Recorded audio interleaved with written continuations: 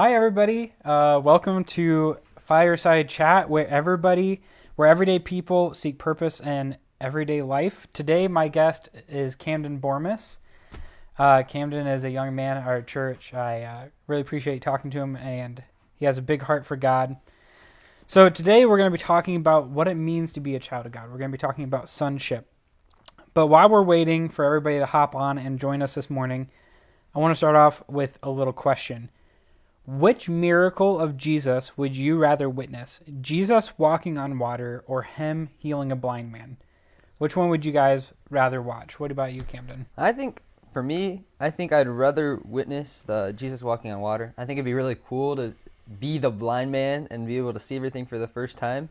But as a witness, somebody who's watching it actually happen, I think seeing him walk on water, that'd be incredible. That'd be awesome. It would be pretty cool. The only reason I'm thinking that I might go blind man is because just watching the blind man's face when he has his vision restored. I love watching those videos on Facebook where the people put on those glasses that correct color blindness and they see colors for the first time and they're like crying and they're so happy that they can see. So personally, like emotionally, I think I'd rather watch a blind man, but seeing someone walk on water would be pretty incredible. Awesome. Liquid water, we can walk on ice, but liquid water would be pretty incredible. What do you guys think? Would you rather watch Jesus walk on water, or would you rather watch him heal a blind man? Go ahead and drop that in the comments. So, talking about being a child of God and talking about being a son or daughter makes me think about my own experience growing up and my own experience with my parents. It's kind of impossible to get around it. We pick up things from our parents. Like we pick up attributes. For example, my dad is a carpenter. He really likes building things. He's crafty. And so that's what I like to do. I like those same kind of things. My mom is a huge singer, always has been, loves music. And so I've picked up that too. Now I sing, I play guitar.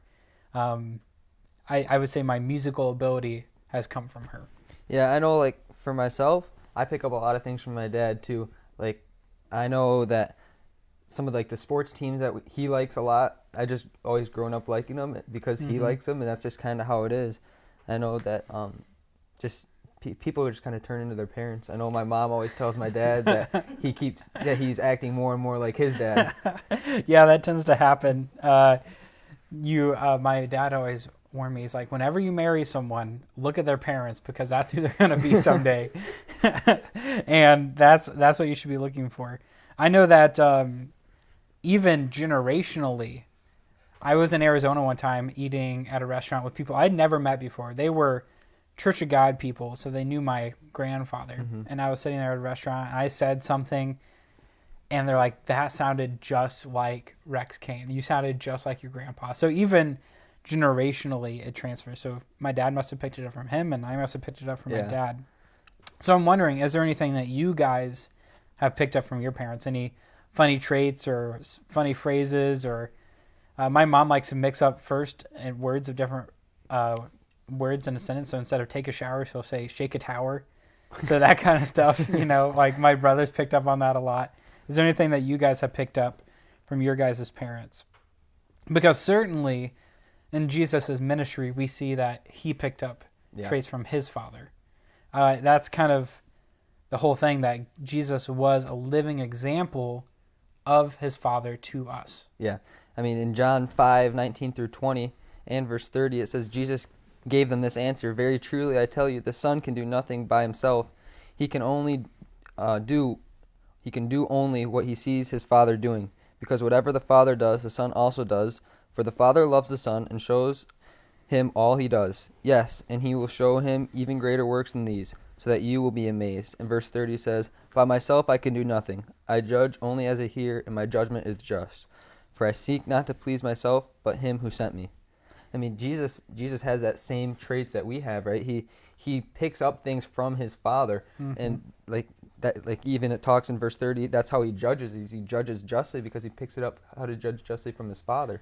Yeah, he's. I love how it says he can do nothing by himself. Everything that he does, he sees the Father doing as well. And what Jesus came to do was kind of monumental. It was a shift in history. Yeah.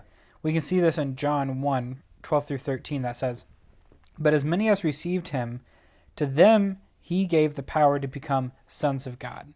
So just as Christ was a son, he came so that we could also be children, even to them that believe on his name, which were born not of blood, nor of the will of the flesh, nor of the will of man, but of God.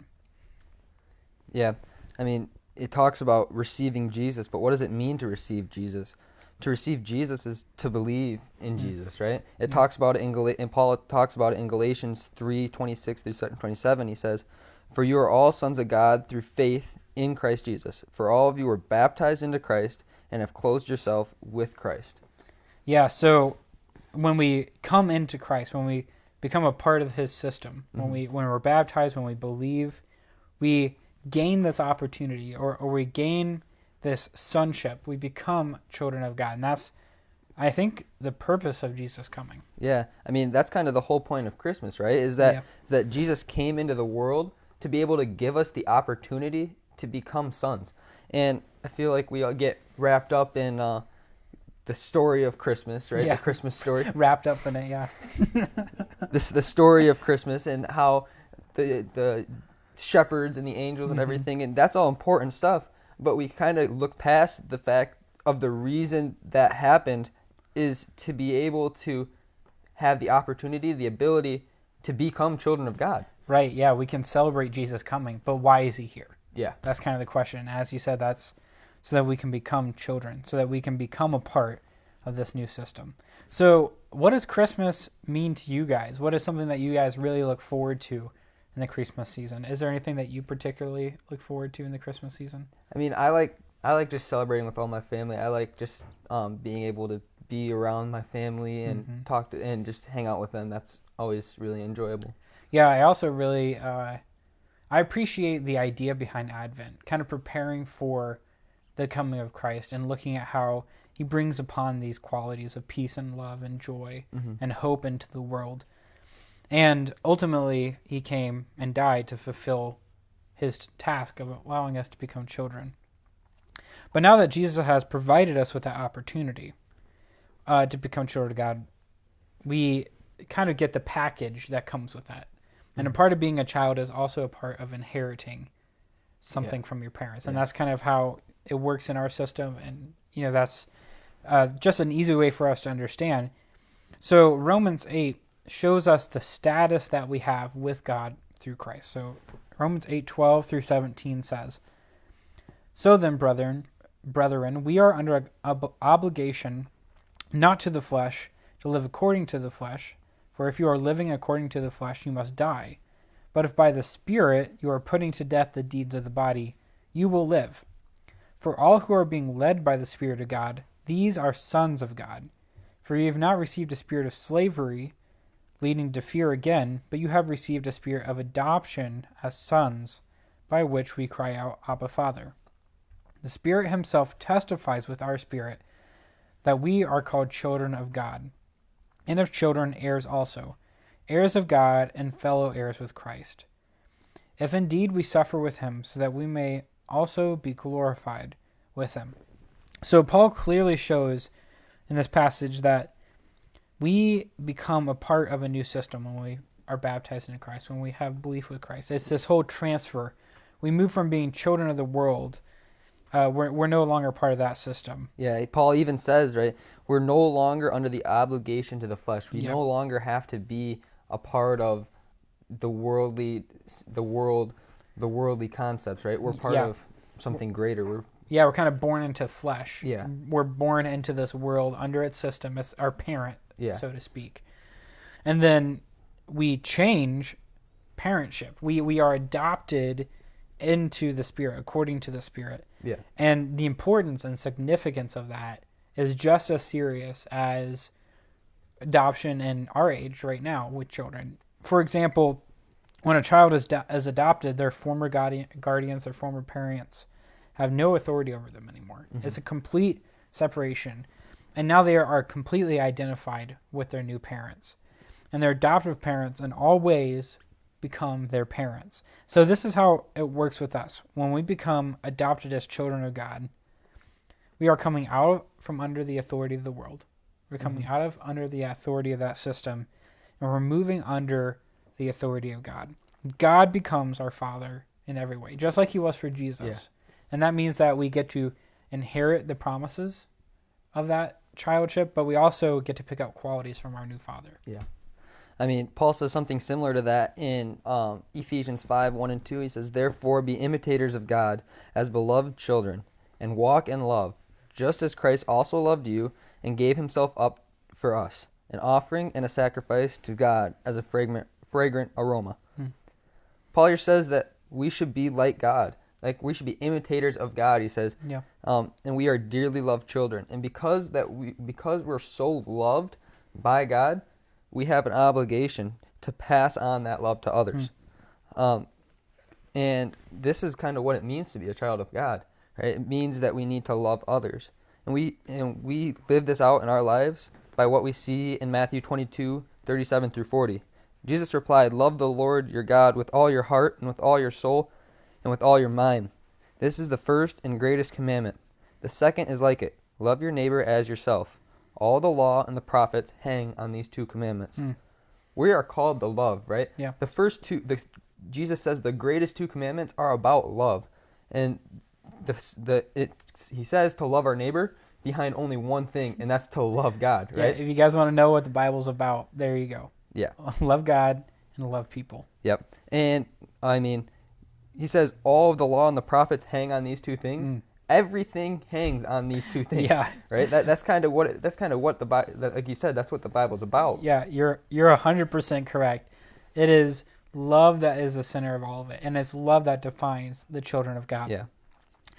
And love is perfected through obedience, through walking in the same way that Jesus walked. And that's what 1 John 2:3-6 says. "By this we know that we have come to know him, if we keep his commandments. The one who says, 'I have come to know him,' and does not keep his commandments is a liar, and the truth is not in him. But whoever keeps his word, in him the love of God has truly been perfected." That's pretty strong language. Yeah. Through obedience, the love of God has truly been perfected. By this, by obedience, we know that we are in him. The one who says he abides in him ought himself to walk in the same manner as he walked. And I think it's fair to say, and I think you said it perfectly, that to be a child of God is to love like God. Exactly. So it's always kind of this part where, yeah, we can talk about Scripture, we can read out of the Bible, we can look at these things of God, but they don't become real until we act on them. Yeah. It doesn't mean anything until we do it. It's really easy to be able to say we need to love people, but what does it mean to love people, right? It's kind of got to look into that. And how do you do it? Or I think just doing it in the first place is the important first step. Yeah. And particularly right now, with this whole COVID thing going on, there's a lot of people who are feeling a lot of loss and a lot of pain and loneliness, and they feel isolated. And I think now more than ever, reaching out and showing people the love of God is, I think, necessary. Yeah. And I think it even means more now just because of our current age. I mean, I know for our family, whenever we get new neighbors in our neighborhood, we like to bring them baked goodies, and that means a lot to people, right? I kind of want to move to your neighborhood. Yeah. Bring people cookies and banana bread, leave a little note on it, whatever, you know. I mean, that sends a big message to people and lets people know that they're not alone. There's people out there who care about them as well. Yeah, they have been noticed. They've been seen. And it doesn't even have to be something fancy. It doesn't have to be something that you make or drop off. It can be as simple as a phone call. Yeah. And that can mean more than you would realize. It doesn't have to be a 30-minute phone call. It can be 10 seconds. It can be 30 seconds. And just letting them know, hey, I love you. I'm thinking about you. I've been praying for you. And maybe this is a good opportunity, like you said, to reach out to those neighbors that you haven't seen in a long time. Maybe since the beginning of COVID, we've all kind of been sheltering more and staying away from other people, but maybe you could drop off something to your neighbors. Yeah. Maybe you could reach out. Or if a phone call isn't your thing, you can write a letter. You know, you can do something like that. So Camden and I want to encourage you to try to actively love someone that you wouldn't be normally reaching out to this week. Someone that's near you. Seek out to love them as a child of God, because that's what it means to be a child. But before we hop off, we're getting close to the end. I wanted to say one last thing. Jesus came here, right? That's what we're talking about. Yep. Jesus came to give us this opportunity. Mm-hmm. And he didn't just come, he died for it. Yeah. And we don't want to waste that. The price was so high for what Jesus did for us. We don't want to waste it. And it's an amazing gift. It's an amazing gift that God has given us. We have become his children. Yeah, it's an incredible feeling. It's awesome. It is life-changing. And so if we receive this gift, we should act accordingly in showing that love to others. Yeah. We should reflect the love that we received. We should reflect our Father to others. But if you haven't received that gift yet, if you haven't given yourself over to Christ, if you haven't been baptized with him, you haven't fallen into belief with him, I really want to encourage you to consider that. Yeah. to consider becoming a child of God. Because as Camden said, it's amazing. It's nothing that you're going to regret. It's not like buying a lemon car or something and 6 months down the road you're regretting your decision. Yeah. This is a positive life change. And it doesn't affect just this life. It affects the next age to come. It affects eternity. Yeah. I want to encourage you guys to reach out in love. But if you haven't received that gift yet, I want you to think about becoming a child of God yourself. So, Camden, thank you so much for joining us this morning. Thanks for having me. Yeah, it's been a lot of fun to have a fireside chat with you. Yeah. We're going to be going live next week at 10 a.m. again. We're going to have another special guest, so look forward to that. Hope you guys join us. And thank you guys for being here with us. Thank you. Thank you, Camden. And we'll see you guys later. See ya.